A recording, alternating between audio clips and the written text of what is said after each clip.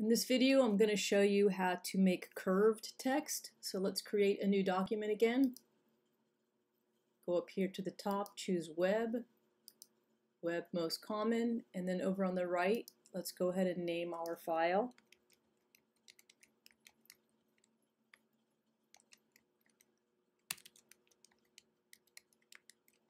So you can name it your name, -curved text, make sure the background is white, and say create. Alright, I'm going to do Control+ to zoom in.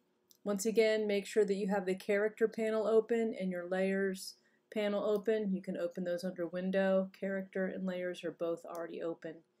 So let's get our text tool and click on the left hand side. And once again, it's going to give me fake text. It's going to be the same size, color, and everything from the last document I had open. I am going to type a sentence.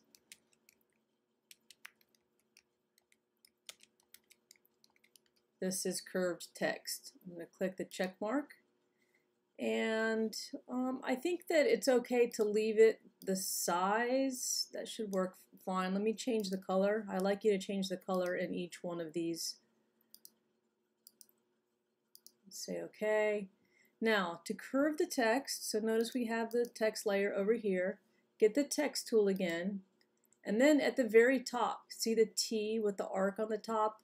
Right up here on your very top control strip, click on that and it gives you this warp text window. If you go to style, you can try all these different ones out. Okay, let's try arc.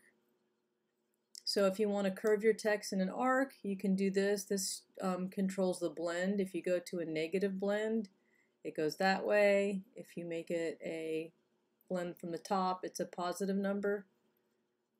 So let's say okay to that, but before I say okay, I want you to see some of the other types of things you can do. You can do curved text like this on a wave. So actually I'll let you pick whatever curve or type of warping that you want on your text, as long as you try this panel out and see the different types of things that it does. It does a lot of strange things. Alright, I'm going to go ahead and just leave mine on arc and leave it like that, but you can try any of these out. I don't mind however you want to warp your text, and say okay, and then type your name. So go over here,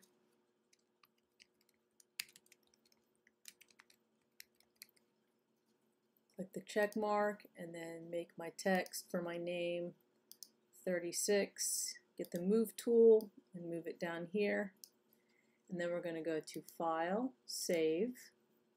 We're going to save a PSD, which is our Photoshop file and has my layers. That's so that we can edit it later if we want to.